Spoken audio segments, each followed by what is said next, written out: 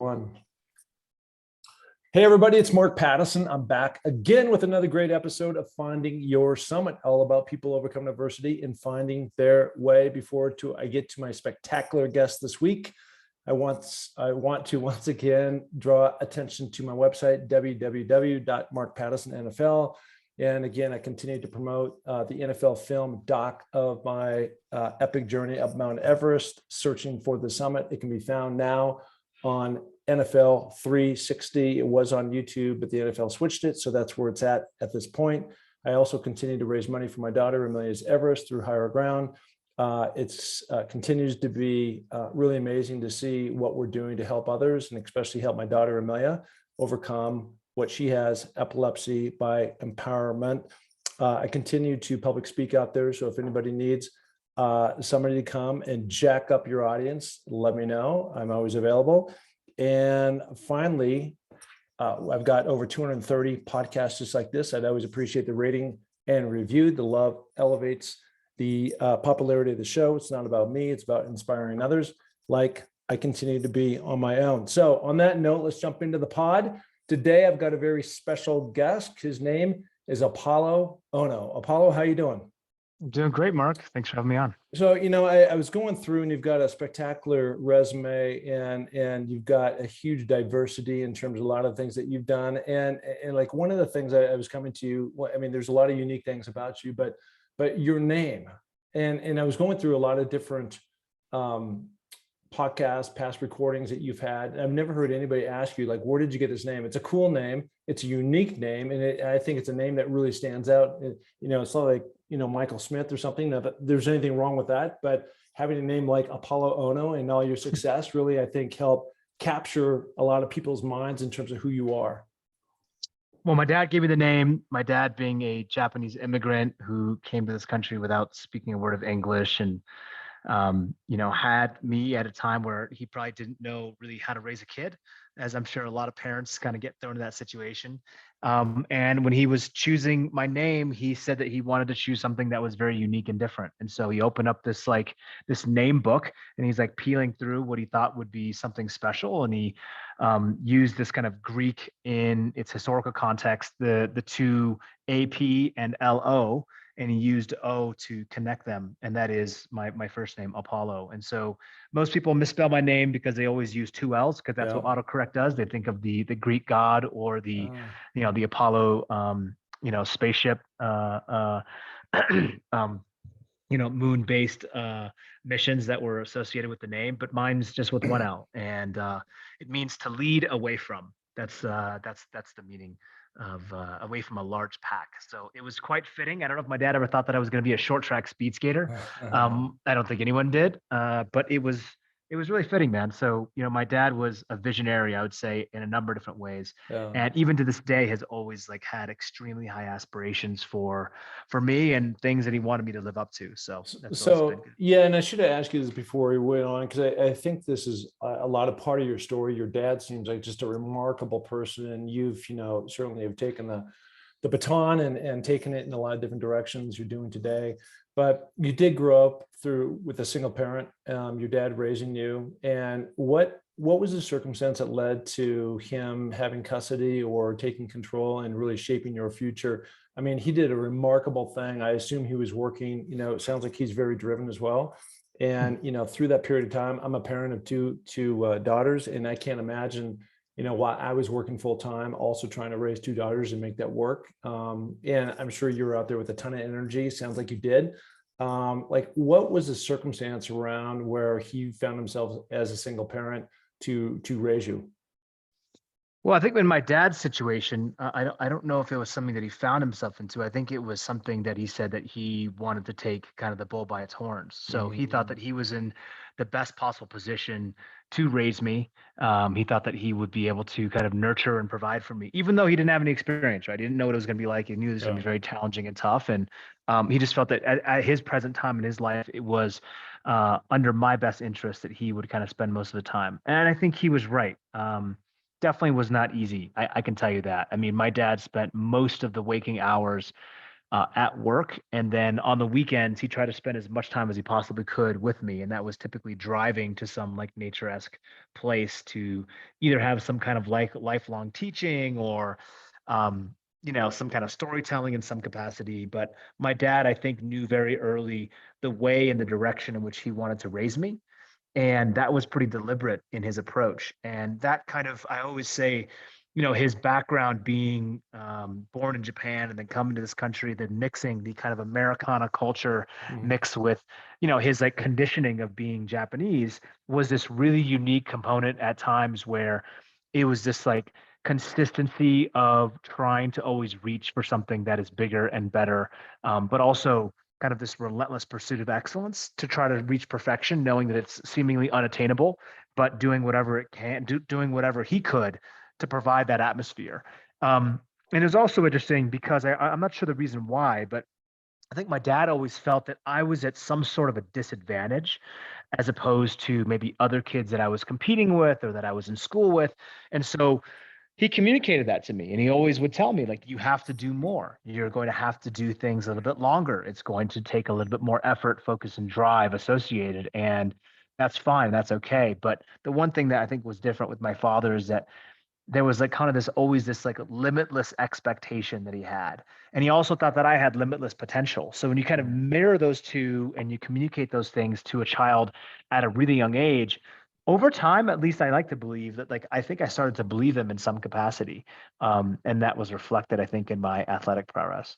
Yeah, I mean, one of the reasons why I ask that question is a lot of times with people with success, I've had other Olympic champions on and NFL players and NBA players and actors and all that kind of stuff. And, at the end of the day, we all are shaped by our parents, we're shaped by our community, we're shaped by that village. And with one parent, kind of one hand tied behind his back, you also had that opportunity, I'm sure, where there wasn't always that parental guidance around because you said your dad was grinding. And so you could have taken a right-hand turn and not turned out to be the type of guy, that you turned out to be, right?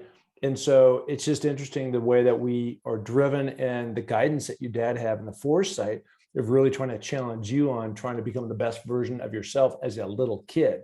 And not many parents do that in that way. So that's pretty cool. Now, I am a I'm a fellow Seattleite and a former, I don't live there anymore, but I know that when I was growing up, like, football and basketball and baseball and soccer and things were the main sports. I know that you started off in the pool and that was kind of your energy, but like I never even heard of speed skating, especially when I was, like I was affected, I've been doing the mountaineering game for the last 10 years, but I was also influenced by the guys that came way before me, the Whitaker brothers and Ed Viesters and guys like that who were climbing Mount Rainier en route to Mount Everest, right?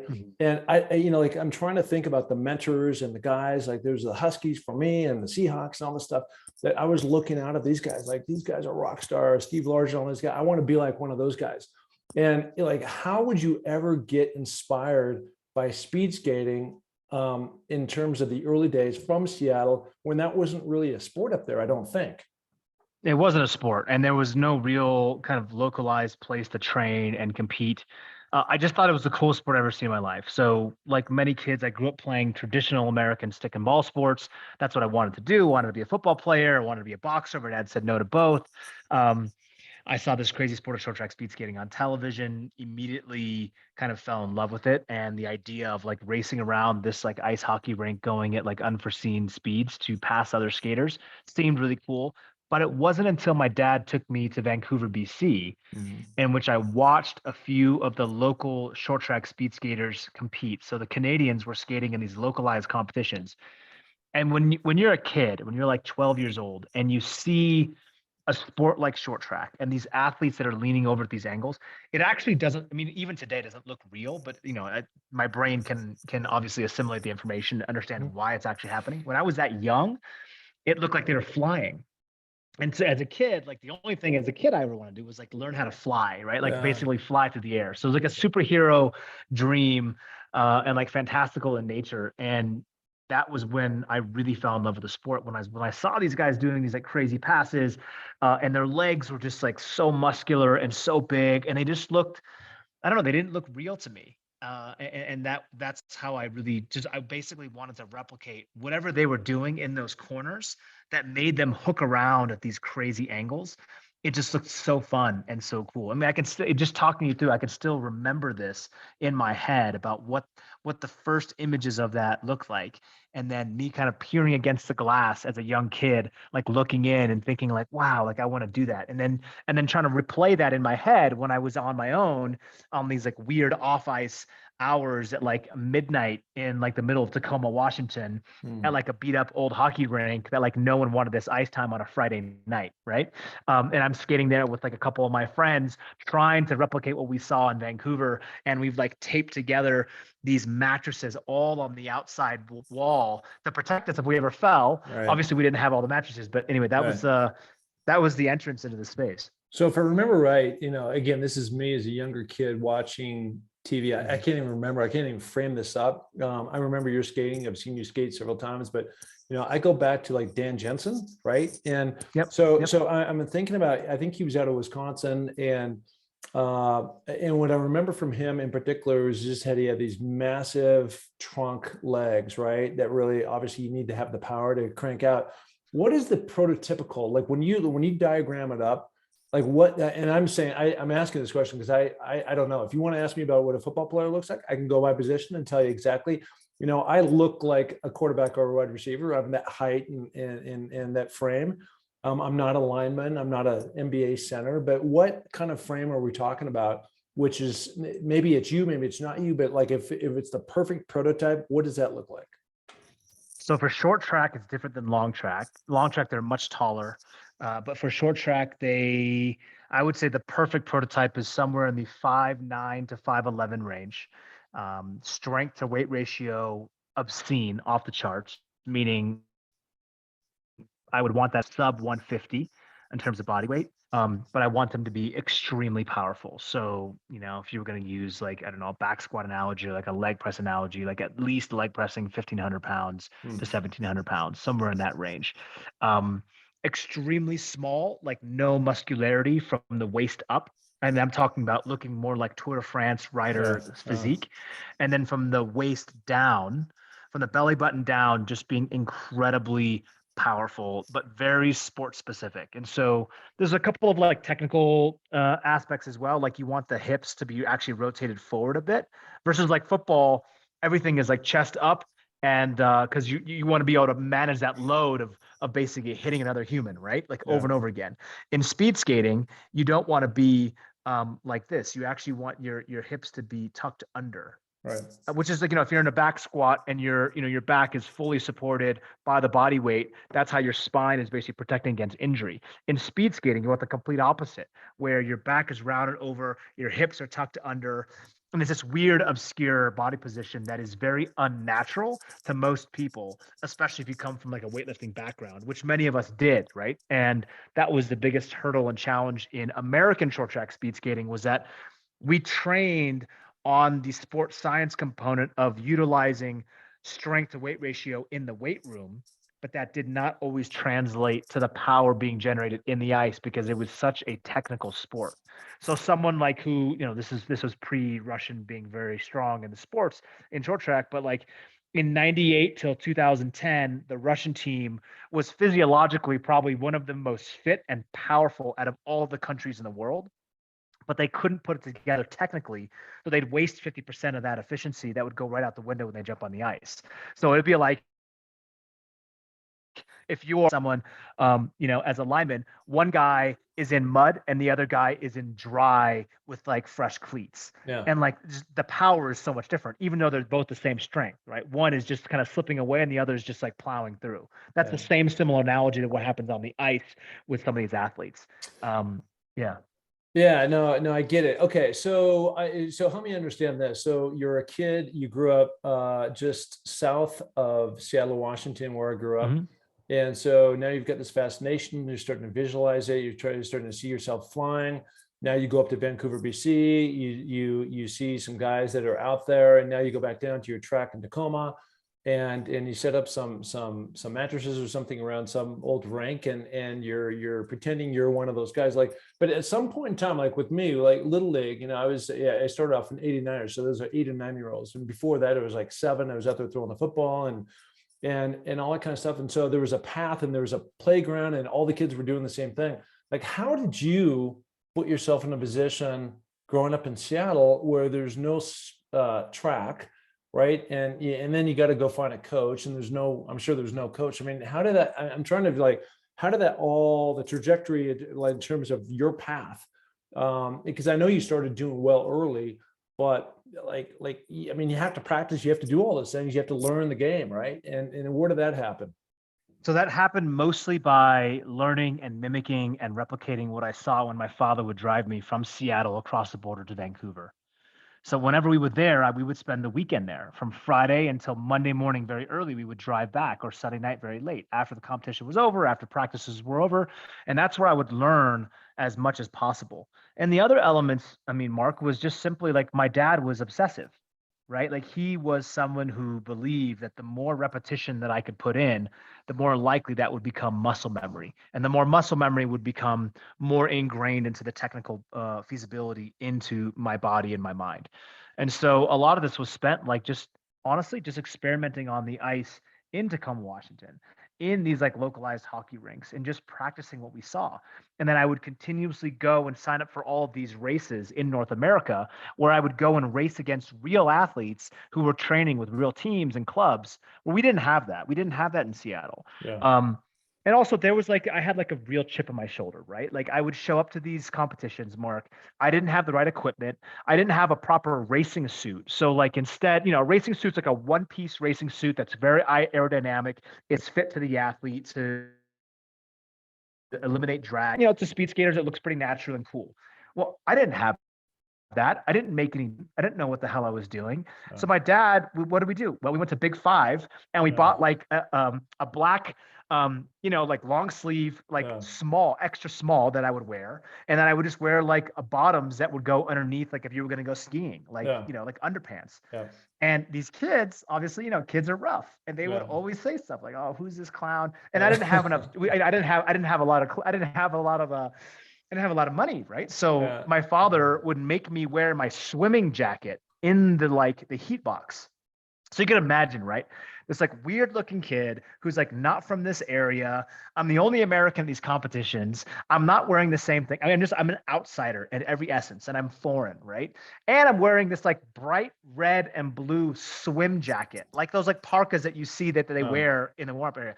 And they probably have never even seen this thing before. And on the back it says Highline Swim Club. Right. So like, these kids are like, they're brutal. They're hammering me. And so that created this like inner psychology of like, I wouldn't say rage, but like some significant anger. Yeah. You're going to go kick some, you're going to go kick some ass. I wanted to kick their ass. That's all that I wanted to do. Yeah. And so that summoned something that created this alignment and focus. And for some reason I was able to harness that in a way that, I started going to these localized competitions, and I'll always remember this one race because it was the first race that I was competing against someone who had a national team skin suit, a racing suit, which means that they had performed, that they'd been on the national team. And I was wearing my little stupid getup that was like from Big Five, or I don't even know, maybe Value Village. It was like basically donated. I don't know if you guys, people who don't are not from the Pacific Northwest. I know Value Village. Yeah. Okay, so, and so I'm wearing this outfit, and I hear this other, I'm not gonna say his name because he's a friend of mine now, but I hear this guy talking to another person in the heat box before we're about to go do a time trial. Is it 9-lap time trials where one man or one woman's on both sides of the ice rink, and it's 9 laps, and they basically chase each other to see who's the fastest time. And then that seeds you to categorize you in terms of the rest of the races. Anyway, so this guy was basically talking trash about my outfit, which, he's got every right to. Like, what the hell was I wearing, right? And I just remember thinking in my head that all I could focus on and concentrate was like, all I wanted to do was to stay with him. Every lap was to match him every lap for the first 5 laps. No matter how fast or slow he went, I was going to stay with him. And then when it was 4 laps to go, I was just going to like lay the hammer down and go as hard as I could. And something like ignited in my head where I was in this flow state where all that emotion was channeled into this arena where everything in the outside world no longer mattered. It was me and him. It was just us on both sides of the ice rink. And it was really beautiful. I mean, I was like only like 13, I mean, 13 years old at the time, maybe 14 years old at the time. And I did exactly that. And I remember just kind of like just keeping him there, like in my like peripheral vision and just kind of matching his speed. And then 4 laps remaining, I saw that he started to get a little bit fatigued. And that's when I started to go and really, basically kick it up another gear. And we got off the ice and I remember his face and he was like not only devastated. And then his brother just started talking incredible amounts of trash to him, because of what just happened, before. Anyway, but that was like this first, I think, instinctual desire and competitiveness that I think was really there. I had it in swimming. I had like little glimpses of it, but nothing like I saw in speed skating where I actually needed someone else to be there for me to be my best. If I was time trialing on my own, the lap times and the overall time was kind of sub average, right? It wasn't exciting. But if someone else was there to push me, there was some competitive drive and spirit that was within me that made me want to step up to the plate and adapt time and time again. And that's when I knew that I was actually much more suited to be a short track speed skater, meaning I was much more in tune with racing than I was long track speed skating, which is all about the clock. It's like track and field, right? You just go as fast as you can. Yep. Okay. Good stuff. So let's jump forward and then go back again. Overall, you won 8 Olympic medals, 2 gold, 2 silver, and 4 bronze. You started in 2002, 2006, and 2010. Those are the Olympics that you were in. At what point in time before that? So you have this moment, right? And you're in the zone, and you rip past this guy, and now you have this awareness that you can actually do this. And I know what you're talking about too, being in that zone. I used to do the exact same thing on the football field in terms of out conditioning other people and just watching them drop when I'm still standing straight up. And it's just an amazing feeling to have, like, okay, I got you now, right? And so at what point did the Olympic Committee, whoever those people are, identify you and like, you know what, we're going to pick you? Because if you were on the 2002 Olympics, you must have been, like, if I go back 3 or 4 years before that, you must have been in the zone and in that progression with the Olympic Committee on starting to be like considered to be one of the members on that Team USA. So there was a competition in Red Deer, Canada, where it was basically like a Pan-American, like, North American competition against Americans and Canadians. And I was chosen as one of the local club skaters from the West Coast to go and compete. I was 13 years old at the time, never competed, and went with a team on an actual trip, and I performed very well. I won all of my races. And it was at that point where there was some other scouts or junior development program coaches, and actually one of the national team coaches who was also there. And they looked at each other. I didn't know this, but they told me this later. They looked at each other and said, we have to get that kid into the training program next year. This was 1995 and 1996. So they had seen, I think, potential that I didn't see in myself at a pretty early age, as coaches do, right? They see behavioral traits and patterns in something that they think could be really special.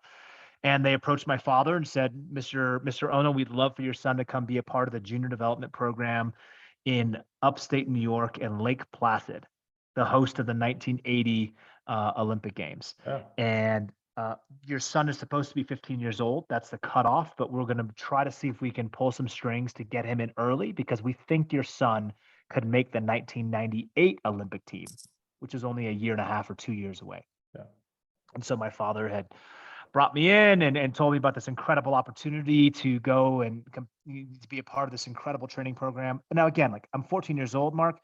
I don't know what any of this stuff means. I can't even fathom what it means to live on the other side of the world, to me, on the other side of the country, away from Seattle, and especially away from my dad and away from all my friends. And I didn't want to do that. So instead of saying yes to my dad, I said, I don't really want to go. I know what I want to do. I want to stay here in Seattle. It's the summertime. Why do I want to go on the other side of the country? I have no interest there. Why can't I just skate here? What's the difference? I just didn't get it. And my dad, seeing like lightning in a bottle here and seeing how unique this opportunity was like, I'm not going to let this kid throw this opportunity away. Yeah. And so he forcefully said, you're going to go.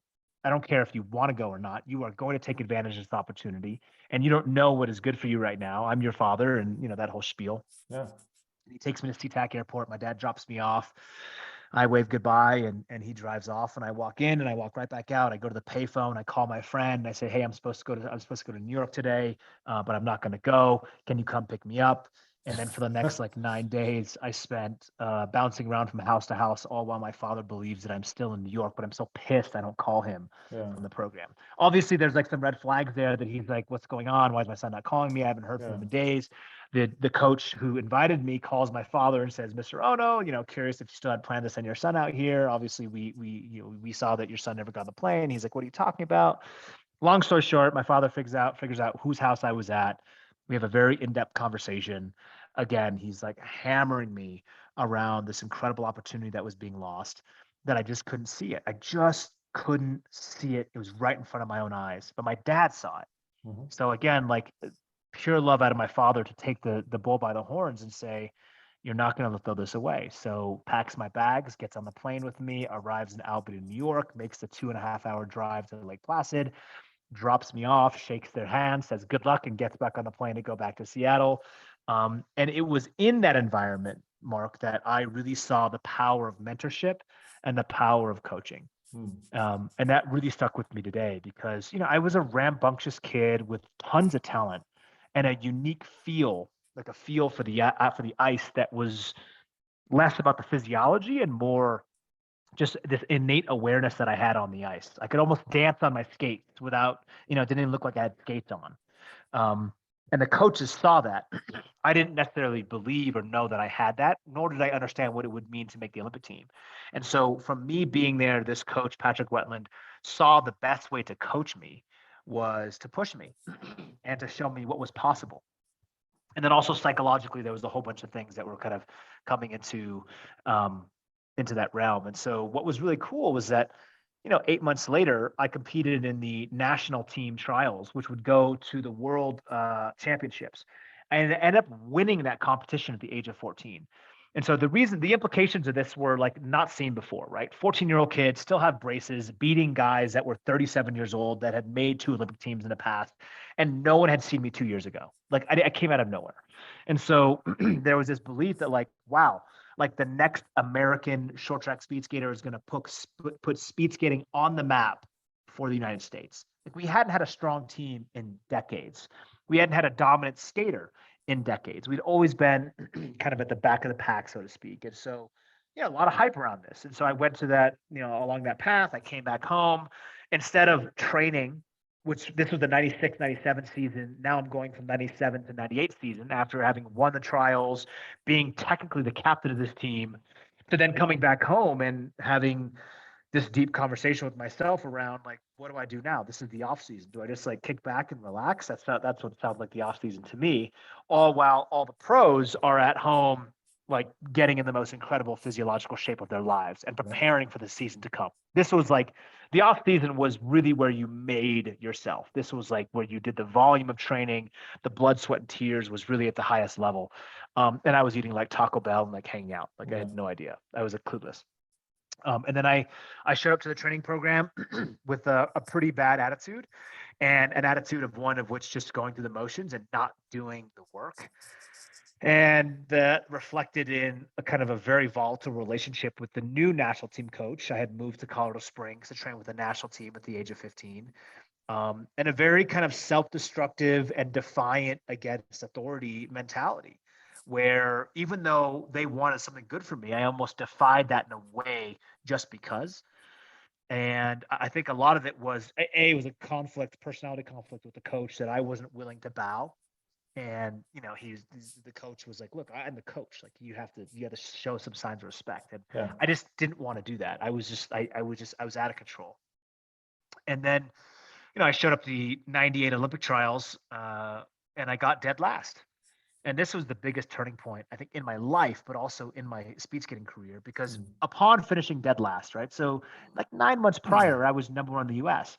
Now, all of a sudden, now I'm dead last. The entire arena is talking about what a lost statistic I was. I was supposed to make the Olympic team. My father being Japanese, the Olympic Games were being held in Nagano, Japan.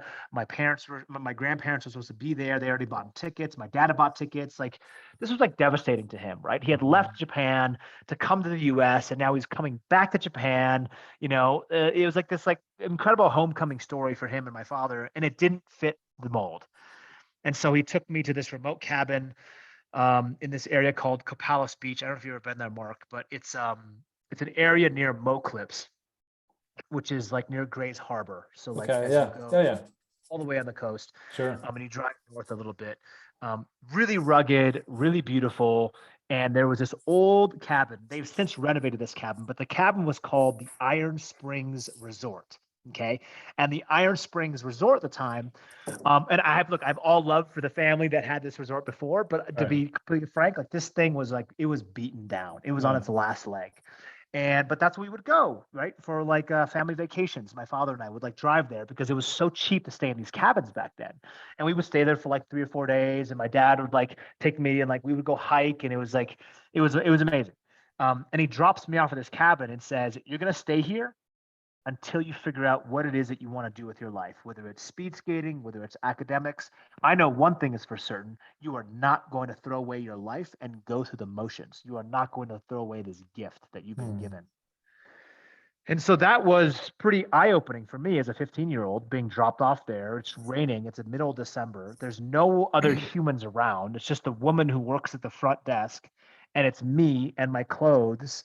And I have like a journal, and I just kind of start mindlessly training. And so in that 7-day period that I was there, my dad went back home to Seattle, and I started kind of mindlessly training and writing down my thoughts about why I was there. And it was this fork in the road, right? Like, what do I really want to do? I was like throwing away Mhm. this incredible opportunity.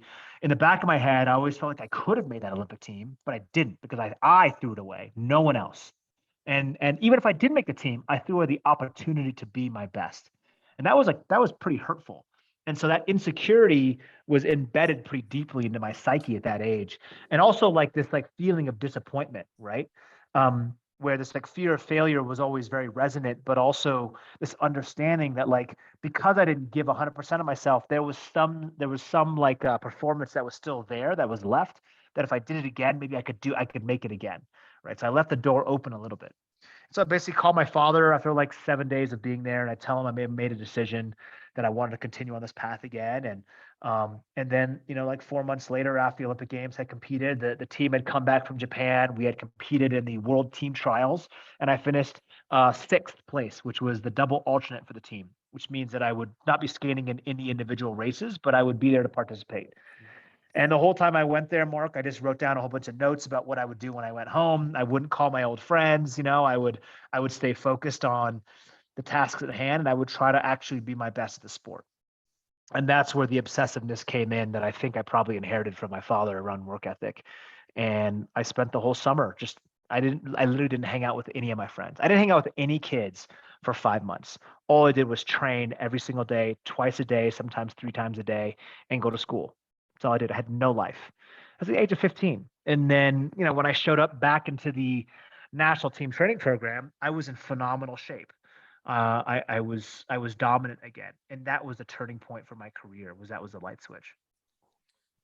Yeah. Okay. So you threw a lot in there, and there's a little bit to unpack. I don't look at like what you just said. You had no life. I think you had a sensational life. And I used to ask myself, it's so easy to be average, and it's really, really difficult to be great. And what do you want to be, average or great? And for you to do, I had the same kind of fork in the road.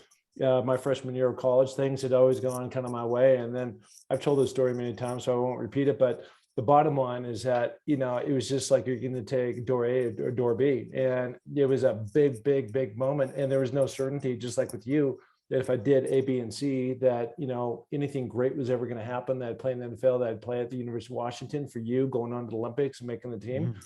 But there was such a strong desire. There's such a strong purpose and why, that's what drove me. And so on the nights when people were going out and, going to parties and doing that, and I wasn't doing that stuff, and just staying so disciplined really over the course of my life in terms of when I get up and what I do in the morning, and just and activate my brain and all those types of things. You had the exact same thing too. I mean, those were just all laying the ground for all these great things that were to come. And you did ultimately go on to greatness, right? I mean, how many guys can say that I don't even know a speed skater. You're the first one I know. And then to actually just not participate, not just make it, but just, take a sport that's not even a saddle-based sport. I had the convenience of having all these resources, right down the street. And you didn't, you had to like create that. And then you had to travel all these distances to go there. And then you have these opportunities. And then the question for you is what, are you going to step through the door and go for it or not? And then finally take on that mentorship of these different coaches that really help lead and help you become the best version of yourself. As we step into the Olympics now, and this could be like a 5-hour podcast with you, Apolo. So I appreciate your time. I know you probably talked about this, the most, or, of all these different races you've been in, when you won the silver and you fell down, I think it was your last Olympics they were in. And then, all you guys slide in the wall, and the guy that's in the last place ends up winning the gold medal. And then it's just a fight for you to turn around and then swing your leg across the finish line and beat the other guys that are trying to do the same thing. I think that moment to me, as you're kind of recapping this whole story, this whole thing about, the grit, about staying in that cabin for 7 days, about writing down the journal, about having to go through all that hell, and for you to have that final, that awakening that you want to be this amazing athlete and person in your life. You're going to have this drive. That's what that moment, when you hit that wall and when you went down, it's not the gold medal to me. It's when you spun your legs across and you won that silver when you went down. And, how disappointing, because you're probably going to win the gold. But, that grit that you showed in that particular moment, to me, goes back to all those times that you went through that heartache. I agree. The silver medal in the 1,000 meters at my first Olympic Games and my first Olympic final in Salt Lake City was probably the most meaningful and impactful and the most important medal that I ever won. Even though the color was not the original intended color, which was gold, it was actually silver. Yeah. And I think it was also a pretty meaningful time in our country. I've spoken about this in the past around, it's kind of similarities around the chaos and the uncertainty that exists even in today's world around the geopolitical nature, the polarization in our communities and economy and political beliefs and identity in general. And I think that the one thing that was unique about that time, Mark, was that, when September 11th, 2001 occurred, that devastation, 6.5 something months later were the Olympic Games in Salt Lake City. It was a very short window in which everything was still front of mind for people. And we were very much asking, do we even host these games? Why are these games important? What if there's another attack on a grander scale? If there's sleeper cells that exist inside this country, it was a real threat. And I was like 18 going on 19 years old, I think at the time or something like that. So, I remember getting up in the morning 6 months before and like knocking on all my teammates' doors and seeing everyone huddled on the TV and seeing what was happening in New York, because we would get up at 5:36 in the morning and we were seeing what was going on. And it was just a crazy time. And then to be able to walk into the opening ceremonies and have the flag that was flown at the World Trade Centers being brought in and being carried by brothers and sisters of mine who were representing Team USA was a really like viscerally powerful moment of unification and solidarity, and to zoom out, right, on kind of not only like sport when you're in it, it's the bubble. Like everything revolves around every fleeting second of time that you are interacting with the sport, and it's beautiful. But in that moment, it was almost as if sport was so small, but it was also so representative, regardless of result and outcome. And so we as Americans were on our feet. We had always kind of with bravado always said like, we're number one, we're the best, we will always be the best. And at the snap of a finger, kind of brought to a knee, so to speak. And that was like the stark reality that we're still so fragile and life's so fragile. And in my first Olympic final, I was like mere feet away from the finish line of winning gold. And a snap of finger again, I had fallen and a whole pack of us knocked down. I had stabbed my own leg. We could have either stayed down or we could get back up, and not knowing what the end result's going to be, but to continue to fight on and continue to push that struggle forward. So I felt that, I don't know if I could have articulated it at the age back then, 20 years ago, almost coming up on the anniversary here. But that was something I think that, at least I'd like to believe, that Americans believed in, and people around the world, to say like, hey, life will always give you a route and a path that sometimes you're not ready for. And just when you believe you are getting ready for the most incredible slam dunk or home run or touchdown of your life or gold medal, it'll smack you down into the pads or onto that cold, hard ice surface. And we often think, I believe, in those moments that this was taken from us and it was not our fault. And we have to point the finger. And that's okay, and that's natural. And I think that's the human response to do those things. But there's another side that says, hey, maybe this lesson in life wasn't actually about you winning the gold. Maybe this lesson was all about how you reacted and responded when you got knocked down, and the fortitude to be able to get yourself back up and finish the race. Just finish. You got fourth place, you got fifth place, you got disqualified, whatever that was, you finished the race. And I think that was like that was a life lesson that I'm just so deeply grateful for. And almost that stoicism of belief you prepare a lifetime to be your best, but in some capacity, you can't always control the outcome in every essence. And you have to surrender to that outcome in its result. You don't have to be happy with the result, but you have to surrender to it and accept it for what it is. And then you go on and you try to reinvent and you pivot to do things differently, or to go and attack it in a different way the next time around.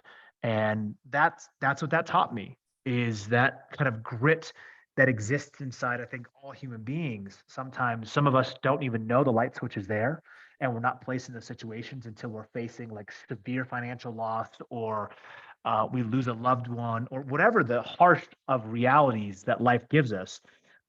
That's when we have to sometimes stand the most tall and be the strongest. And it's really hard.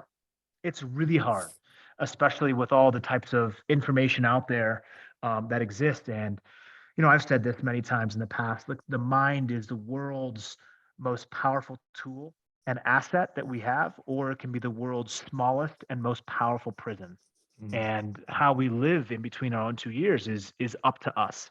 That's why I decided to write that book, is to be openly transparent around the toxicity that existed between my own 2 years, how I was brought up, the amazing love that I received from my father, the implications of how that developed in other areas of my life and how I carry that forward, and then how I continue to push that ball forward, as you spoke about at the beginning of the pod, right? About trying to lift up others, trying to help other people see the light, to know that there's a reservoir potential that exists within them that perhaps they don't believe in yet, just like I did when I was 14, but other people saw it in me. So it takes all of us to continuously push this forward. I love it when people win. I love it when people come back from devastating circumstances. And to me, like, the Americana culture is like when someone is down and out and they come back from like unforeseen like obstacles and odds, and they somehow survive.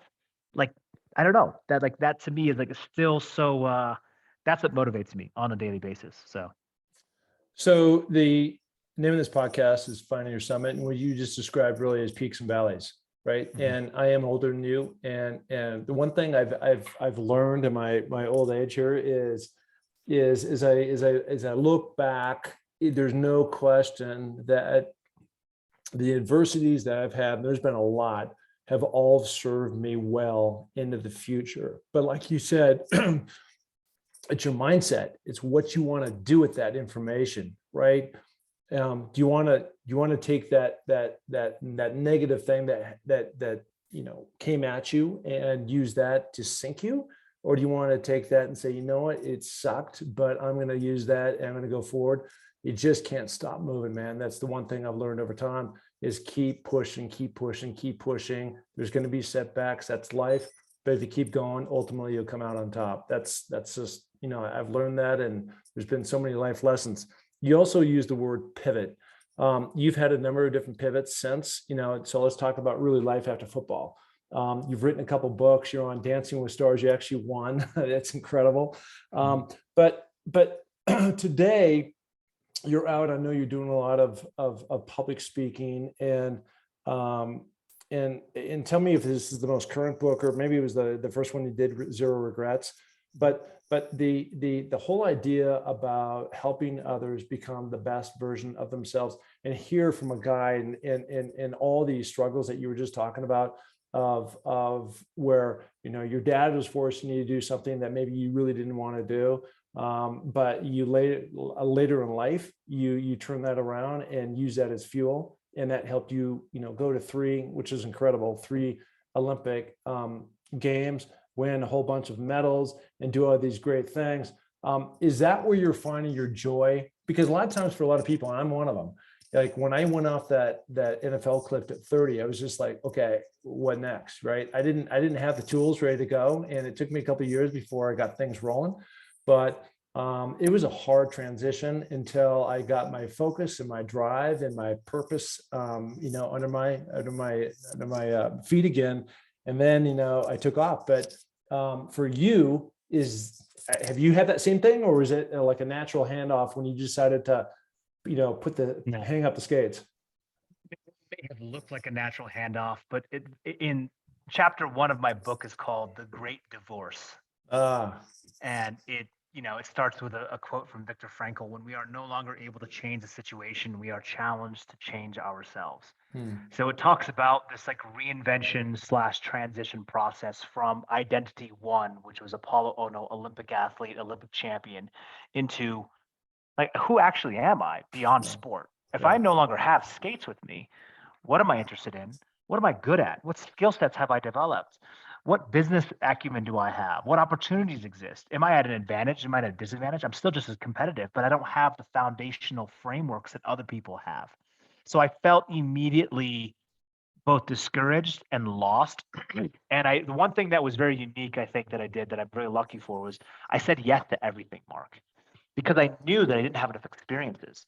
And so it took me all over the world, both in terms of having incredible success and also massive failure. But along that process, I was able to re-identify with other facets of my curiosity and personality that drove me to be fully immersed in new environments, which forced me to get out of my comfort zone. Because the world that I came from was pretty operationally consistent, right? I knew every day the way that I operated, almost robotic-like. When I went into the business world, it was all new. Dynamics in Asia, doing business in Asia, was so foreign to me in every essence. Doing metals and mining's business, doing textiles business, doing real estate, doing manufacturing, all this stuff was like, huh? What is happening? But I think you have to be constantly thrown out of the nest, so to speak, right? And the nest for me was actually the Olympic space. And even people say, oh, you trained so hard. I was like, yeah, but I knew the blueprint. Even though I reinvented the blueprint within the sport, now I was entering into this arena where I had to face my inner fears, my desires, and the imposter syndrome, where many times I was like, shit, man, I don't know if I belong in this room. These guys are so smart. They have so much experience. What the hell am I doing here? And after the guy says, hey, would you mind signing something for my daughter? And I say, sure, sure. He says, tell me about the business. And then I'm like, all right, here it is. Here is the opportunity. This is the layup. You either deliver or forever you are reverted back to, well, I had a meeting with Apolo Ohno today. Not the brightest of guys, but really nice guy. That would be the conversation. And I hated that. I wanted nothing more but to say, I wanted them to say, had a meeting with Apolo Ohno. Wow, I was impressed with how much he knew about the business. And actually, he's with a great group. And we might do some business together. That's all that I actually wanted. Recognition. That was interesting, right? So the ego was still very much a part of my personality at that age, because I still had, like, to me, it was unfinished business. I still wanted to win and show the world that I could be something outside of sport. It was so important for me to do so. And so I shied away from that in every essence. But what you talked about, the transition was really hard. And so also during the pandemic, right? A lot of people were furloughed from their jobs. A lot of people decided they no longer wanted to do that path and career anymore. They decided to do something entirely different. And what we know about human beings is the conditioning process of doing something for a long period of time is hard to break that habit. That's why January 1st New Year's resolutions typically 80+% of the time don't work, because you revert back, right, to what was normal, what was easy, until something devastating is happening, or years ago, like some kind of crisis that forces you into action where you're like, okay, no, enough is enough. And you increase that like level of standard for yourself that didn't exist before. So yeah, this book is like all about transition, all about going from point A to point B, all about reinvention, all about like if you are lost and feeling uncertain and feeling overwhelmed with chaos, how do you embrace change in a way that I can't promise you outcomes. What I can promise you is that you show up fully on a daily basis, willing to have your face towards the flame and towards the fire with courage. And that's what I want in people, because within that storyline that we know that we were all told as kids is this incredible confidence and character building that allows you to withstand anything that comes your way. I used to believe, Mark, that the people who completed these Ironmans or mountaineering or whatever, I was like, these guys are insane. Like whoever does that is crazy. And I didn't realize it. So I did an Ironman in 2014. And what I found was in the final 6 miles of the run, after doing the full on Ironman in Kona, the last 6 miles was when it clicked for me, was when I was like, this is why people do this like endurance race, is because it puts them against themselves throughout the whole day. And you're told by your mind that you can't do it. You can't do it. You can't do it. And then you continue to inch and progress along that race. And then there's 6 more miles. And then there's this belief that says, I'm here, I'm going to survive, and I'm going to finish it. Even though like my cells internally are aging like 40 years in this time period of 10 hours being on the track, something goes beyond the physiology of what is really possible. So I don't know, like those things to me are like really inspirational, motivational. And, that's why the book is just, it's important to me. So the Dancing with the Stars stuff, super cool, way outside my wheelhouse, very uncomfortable to do that show. But again, like a life lesson in terms of what's possible and what's feasible. We got to put the work in. The work is the shortcut. No, I love it. I mean, our stories are so similar. So my Ironman was coming Mount Everest, and almost not coming up that mountain. Cool. Yeah, I mean, it took me 18 hours to get up and get back down. I was the last guy up the mountain, and people had left me, and so run out of oxygen. I'm blind. I have all these other things going on. It's just like, is this gonna what's your true why? Because you are so on the edge of. When you're talking about the Ironman, for the most part, you're not going to die. You might quit, right? But you have that realization of, now's the time. It's you against the world, and that's what it is. And so, what do you want to do? What do you want to make your life of? Like, what is the outcome is going to occur out of all this adversity that you're going through? It's not easy to swim 2.5 miles and bike 130 or whatever you go, and then jog a 26-mile course long right through the lava fields. I mean, it's intense, and you have to do a lot of gut checks, especially if you're not a professional and doing all this kind of stuff and all these other things that you were talking about. The reinvention, the going out there, the digging deep, stepping into the fear, doing it with daily discipline, never ever quitting, and always commit. I mean, these things, like you're saying, otherwise it is a New Year's resolution, and most people quit, those things when they go along. So where can people find you? You've got just great content. I mean, I'm so appreciative of you coming on the show. You've got so much insight on all these different things from when you were a little kid through the Olympic years and now what you're doing today. Where can people find you? You can find me on Twitter at Apolo Ohno. You can find me on Instagram at Apolo Ohno. My website, apoloohno.com, where you could order the book. And the name of the book again, I want to make sure that you get a proper plug with that. Yeah, thank you, Mark. The name of the book is called Hard Pivot. Hard Pivot. There you go. Yeah. So the name of the book is called Hard Pivot. I wrote it for the past 2 years. Embrace change, find purpose, and show up fully. And I think everyone, look, the one silver lining of whatever this pandemic was that life is fleeting and the time never stops for anyone. Hmm. And how we choose to live those 86,400 seconds per day is up to us. And we know that we can't win all of them, but every day we have a new chance and a gift to try to win as many as we can.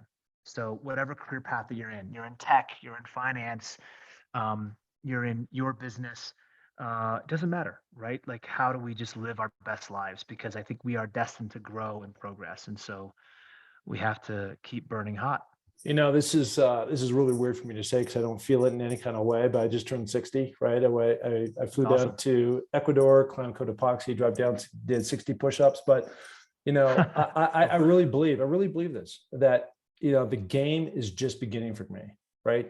I mean, I've been able to do some cool stuff, but this is where you really start to accelerate, right? This is not the time to be going out to a golf course and retiring and laying down all your guns, man. Now is the time just to, go out and attack. No. I really believe that. Retiring is I feel like retiring is like everyone's different, right? But for me, retiring is like, I can only imagine it's like 1 foot in the grave. Like I have to be like crawling towards something. Like there's something fun about that. And whether it's like a health and fitness goal, whether it's about like learning a new language, whether it's about the writing, it's got to be something that's like keeps your fire burning hot. That's the essence of being human. Obviously, like being present and enjoying the moment. Like these things are all important, but I don't know, man. I love the grind. That's why I still work so hard. And I try to wake up daily with some gratitude. It's really important. Love it, love it, love it. All right, man. Totally appreciate you coming on. We'll post all the different links and different spots once the episode comes out. And again, total pleasure having you on, and you're on the right path, man. So there he is, the one, the only Apolo Ohno. Thank you. Thanks, Mark.